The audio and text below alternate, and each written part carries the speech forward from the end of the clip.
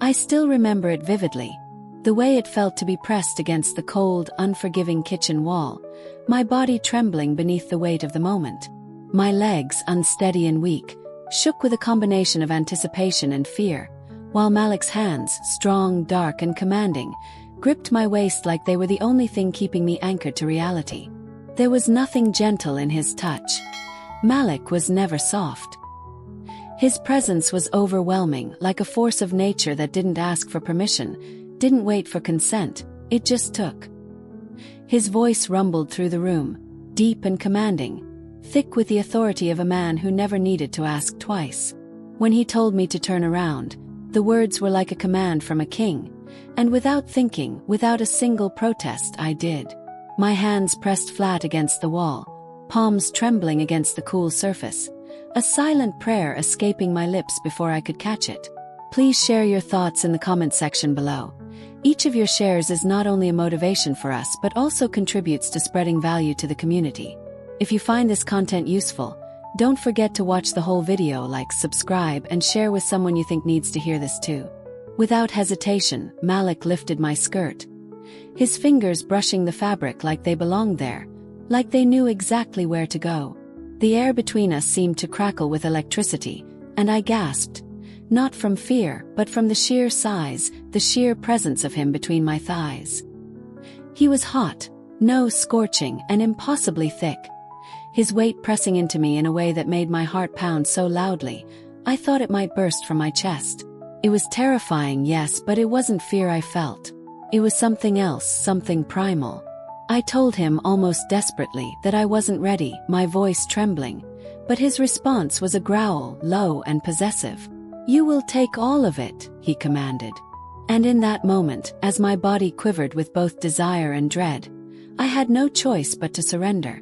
I bit my lips so hard I tasted blood, the metallic tang grounding me as my heart raced, desperately trying to outrun the overwhelming storm of sensation that had engulfed me. There was no room for guilt, no space for hesitation. All I could feel was heat, raw and wild, need so intense it nearly consumed me. And above it all, there was Malik, unrelenting, irresistible, a force I couldn't escape even if I wanted to. To all my loyal subscribers, your unwavering support means more to me than words can express. You are the heartbeat of this channel, and it's because of you that this space exists. To all the new and returning viewers who haven't subscribed yet, I'm so eager for you to join this family. Don't forget to leave your thoughts in the comment section below. I love hearing from you. My name is Kimberly Dawn, and I never ever imagined my life would unfold this way. At 37, recently divorced, I find myself trying to piece together the shattered remnants of a life I thought I'd left behind. I've relocated to a quiet suburb just outside Atlanta, settling into a modest apartment that feels like both a refuge and a cage, a place too small for the weight of my regrets. Life was supposed to be easier after the divorce. At least that's what I told myself. Instead, it's become a blur of loneliness, isolation, and an ever-deepening sense of being adrift. Malik was my landlord. Tall, dark, and impossibly handsome. His presence was magnetic, like something straight out of a dream you couldn't wake from. He carried himself with a smooth, quiet confidence that made you believe he could charm the stars themselves out of the sky. He drove a sleek black Challenger, the roar of the engine a reminder of his power, and wore gold chains that glinted against his skin like little slivers of sunlight. His smile was knowing, as if he could see every secret I'd ever tried to hide, every part of me I'd never let anyone else see. At first, I hadn't paid him much attention, treating him like just another figure in the background of my new life, until rent was due. It was the 5th day of the new month, and the weight of the world seemed to press down on me with each step I took as I finally dragged myself home after another grueling shift at the diner. My body was exhausted, drenched in sweat, my muscles aching from the constant motion. My feet throbbed in their shoes, each step a reminder of how little I had left to give. And yet, as I sank into the silence of my apartment, there was one thing I couldn't escape: my bank account. It was overdrawn by $2,357. The number blinked at me from my phone screen, a stark reminder of how precariously I was holding everything together. I knew Malik would show up. He always did when someone was late with the rent. The man had a sixth sense when it came to money, like he could smell desperation in the air. Sure enough, it wasn't long before a knock echoed through the apartment, sharp and impatient. My stomach twisted in on itself. I opened the door slowly, already bracing for the storm, my heart beating harder in my chest. And there he was, Malik, standing in the doorway, casual but somehow powerful, wearing his signature white t-shirt that clung to his broad chest, a gold chain gleaming against his skin, and fitted jeans that hugged his legs in all the right ways. But it wasn't just his appearance that hit me like a punch to the gut. It was the look in his eyes, the knowing, cold look that said everything without him saying a word. He didn't need to ask, didn't need to say a single thing. His gaze told me he knew exactly what I had to give, and what I didn't. "I was going to call you," I said, my voice unsteady, trying to force a calm I didn't feel. "Yeah." Malik's voice was low, almost taunting, as he stepped into my space without asking, without waiting for an invitation. He didn't need to. "What were you going to say?" "Bet." My stomach tightened and I swallowed, my throat dry as sandpaper. "I just need a little more time. I swear I'm good for it." The words felt hollow, like a plea more than a promise. His expression didn't change, but his voice did. It was calm, eerily so, but laced with a sharpness that could cut through steel. "You think time keeps my lights on?" he asked. His gaze locked onto mine with an intensity that made it hard to breathe. His words weren't just about rent. They were a threat, quiet and deadly. I could feel the weight of it settling in my chest like lead. I swallowed hard, trying to find the right words to make him understand, to make him believe me. "I will have it by next week. I promise." But even as I said it, the doubt in my own voice made me question if I could keep that promise. Malik didn't speak right away. Instead, he closed the door behind him with a quiet finality, and then he began to walk toward me, slow and deliberate, like a predator circling its prey. The air seemed to grow thicker, heavier, as his presence filled the room.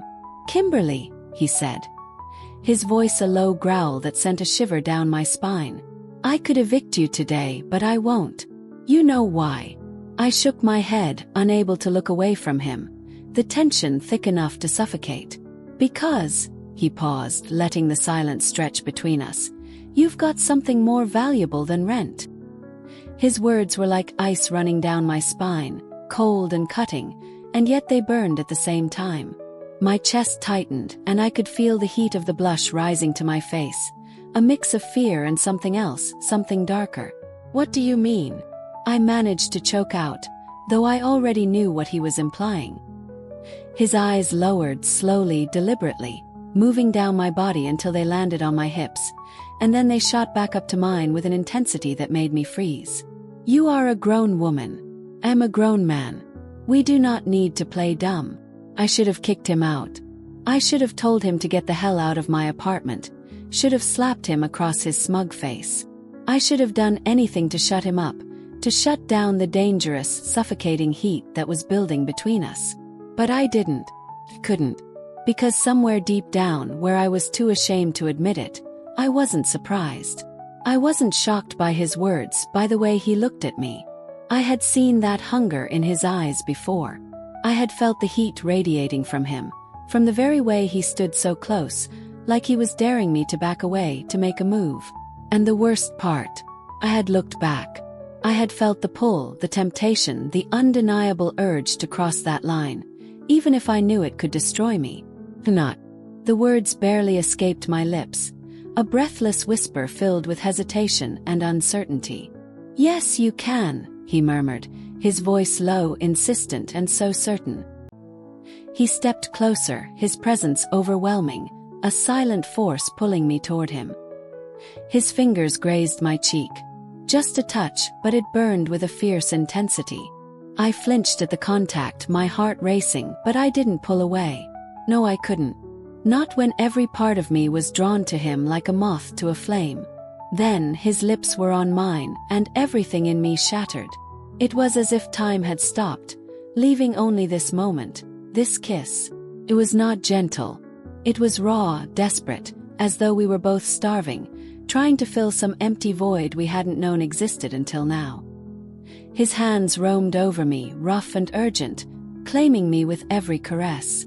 My blouse fell away in a flurry of fabric, leaving me exposed, vulnerable, and breathless. I could feel my heart pounding in my chest, each beat thundering in my ears, as I struggled to make sense of the chaos inside me. But then reality hit me and I gasped for air, shaking. "Wait, Malik. I am not ready." The words tumbled out in a shaky plea, but even as I said them, my body betrayed me. He smirked, his gaze dark and intense. "You will take it all," he promised, his grip on my hips tightening, his fingers digging into my skin. The sound of my breath quickened, and before I knew it, I was giving in, yielding to him, to the need that was consuming me. Right there in the kitchen, he moved me, pressed me up against the cool counter, my hands bracing against the edge for support. His fingers slid down, pushing my panties aside with a possessive ease, and in one fluid, slow motion, he entered me. The shock of it hit me like a wave, so deep, so intense that my knees buckled beneath me. I cried out, but not from pain. No, it was from the overwhelming sensation, the depth, the fullness I had never known before. He was inside me, claiming me, and the feeling was so raw, so primal, I couldn't do anything but surrender to it. He gripped my waist tighter, his movements becoming more insistent, more urgent. Each thrust was a steady rhythm that shook the counters, rattled the dishes in their cupboards, and reverberated through my very soul. I couldn't hold back the moans that escaped from my throat, loud and uncontrollable, and for a moment I thought the whole world might hear. But I didn't care. I wanted more. Deeper, harder, with a desperation that mirrored his own. He gave it to me. Relentless, like a man possessed by a need I could no longer ignore. I lost myself in it, in him, in the intensity of the moment, as if nothing else existed outside of this consuming force. When it was over, I slid down the wall, my legs too weak to hold me up any longer, my body trembling from the aftershocks. He stood over me, casually zipping up his jeans as though nothing had changed. His gaze flicked down at me, and he uttered a cold, detached statement that made me feel as if the world had gone back to normal again. "Rent is handled for this month," he said, as if it was the only thing that mattered. And then, without another word, he walked out, leaving me there, broken, breathless, and completely alone. I sat there, my body still trembling, half naked and exposed in the dim, quiet aftermath. My heart pounded like a drum in my chest, the thumping rhythm echoing through my veins. My thighs were sore, still quivering from the intensity of what had just transpired, each pulse of pain a reminder of the rawness that had consumed me. I couldn't stop the thoughts swirling through my mind, none of them making any sense, all of them leading me to one place. What the hell have I just done? My stomach twisted in a knot, my breath coming in shallow, uneven gasps. I was a mix of confusion and guilt, lost in a haze of regret and desire. But even as the questions flooded my mind, a deeper, more undeniable truth settled in my bones. I knew deep down that I would do it again. That thought alone sent a shiver down my spine, and I couldn't escape the pull of it. That night, sleep never came. I lay in the tangled mess of sheets, the fabric still carrying his scent, musky, intoxicating, and strangely comforting. It was a scent that lingered, clung to me, reminding me of what I had just given into. My body was sore, the aches between my legs a constant, throbbing reminder of the fire I had let him ignite. My lips were swollen, tender from the kiss that had been as hungry as it was desperate. My mind refused to quiet, replaying every damn moment from that kitchen over and over again. The way he moved, like a force of nature, the roughness of his touch, the sound of his voice, low, commanding, claiming. But more than that, it was the way my body had responded, as if it had been waiting for him all along, aching for the release only he could provide. I should have felt ashamed. I should have felt broken, torn apart by guilt. I should have cried, or at the very least, recoiled. But I didn't. Instead, I lay there, my body still humming with the aftershocks, and without thinking, I found myself touching myself under the sheets, my fingers trembling as I whispered his name. His voice the only thing that could bring me back to that fevered place. I came again, shuddering alone in the dark, but this time, it wasn't his hands on me. It was just the memory of him. The morning came too soon. The light outside was harsh, too bright for the mess my mind was in. I tried to act like nothing had changed, to slip back into some kind of normalcy, but I could feel it in the air, the shift, the crack that had formed in my reality. I showered, the water running over me like a cold stream, trying to wash away the heat of the night before. I brushed my hair with a hand that shook more than I cared to admit. I threw on my diner uniform, the fabric stiff against my skin, trying to disguise the tremor in my chest as I dressed. But nothing was the same.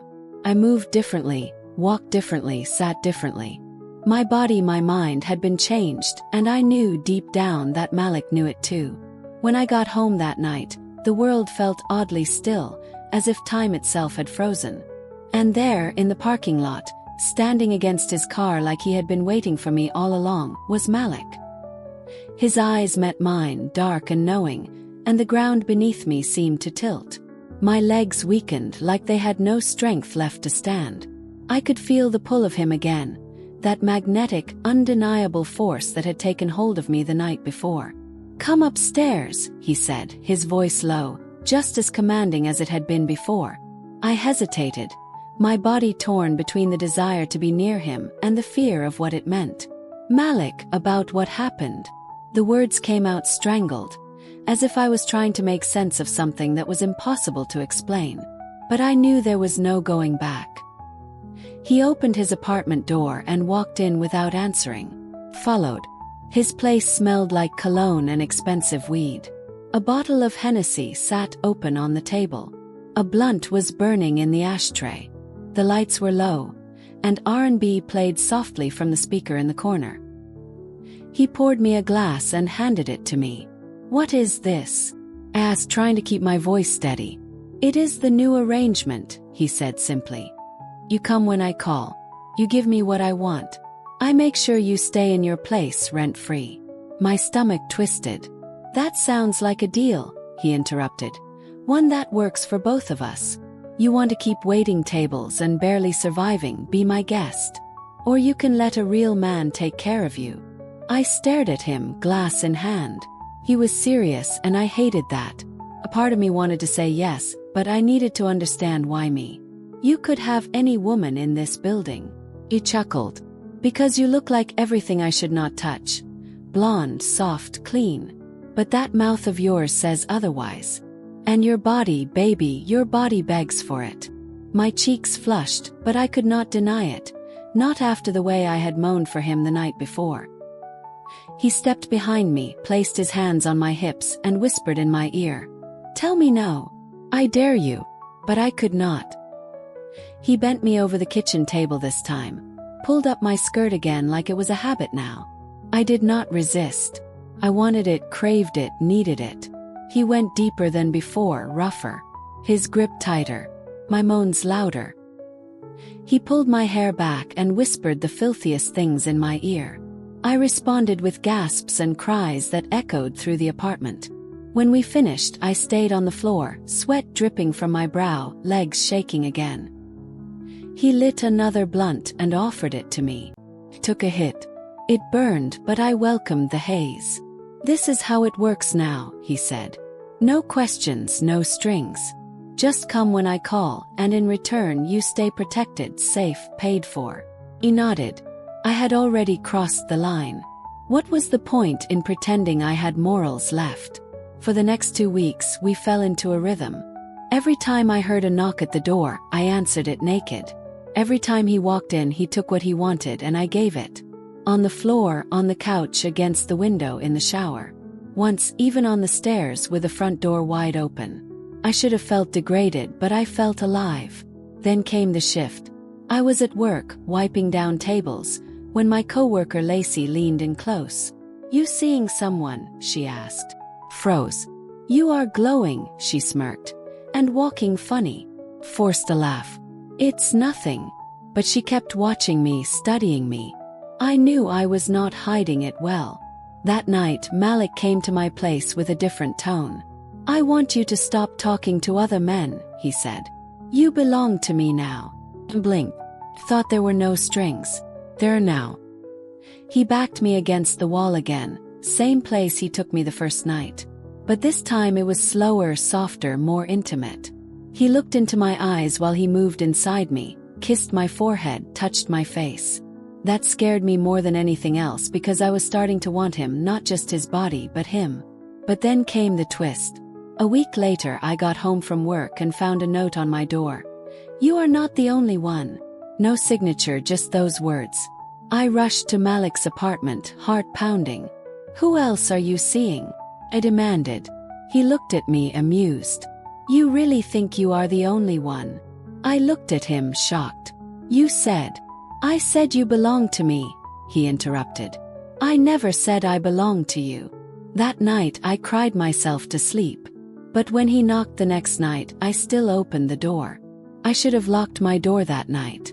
I should have drawn the blinds, turned off the lights, and let my shame swallow me whole. But I didn't. I opened the door again. Malik stepped in, and just like every other time I melted. My heart beat like it was in a fist. I hated him for what he said. Hated him for that smug look, for making me feel like an option. But more than anything, I hated that I still wanted him. He kissed me like nothing had happened, like the note on my door was a figment of my imagination, like the hollow ache in my chest meant nothing. And I let him. This time it was on the balcony. The night air was cool on my skin, but his hands burned everywhere they touched. He gripped my waist and rocked me against the railing, whispering things that made my toes curl and my eyes roll back. I moaned into the open air, too far gone to care who heard, too broken to stop it. Afterward I sat there, wrapped in a throw blanket, my cigarette trembling between my fingers. "Am I really just another one?" I asked, barely above a whisper. Malik shrugged. "You want honesty. You were supposed to be a one-time deal. A pretty little ran dodger with a sweet mouth. But then you kept coming back." "So did you," I snapped. "Because you are addictive," he said. "But I never promised love, Kimberly. And that was the problem. I never asked for love, but my heart had gone and caught fire anyway." The next day I started pulling away. I stopped answering his texts, stopped opening the door when he knocked. I even started flirting with a guy from work, a quiet, nerdy dishwasher named Evan, who barely made eye contact but looked at me like I was not something to be used. Evan took me out for tacos, held the door, laughed at my dumb jokes, told me I was beautiful with no agenda behind it. And for a moment I remembered who I used to be, who I still could be. Until Malik found out. I came home one evening to find him standing inside my apartment. He had a key. Of course he had a key. "You think I will let you play house with some white boy who smells like dishwater?" he growled. "Get out," I said, backing away. "You do not own me." His smile twisted into something colder. "You are right. I do not own you, but I do own this building, and you owe me." He stepped closer. "You want me gone. Pay what you owe, all of it, with interest." I stared at him, stunned. "You said rent was covered." He laughed deep and sharp. "That was before you started acting brand new." I wanted to scream, cry, throw something. But I stood there, frozen.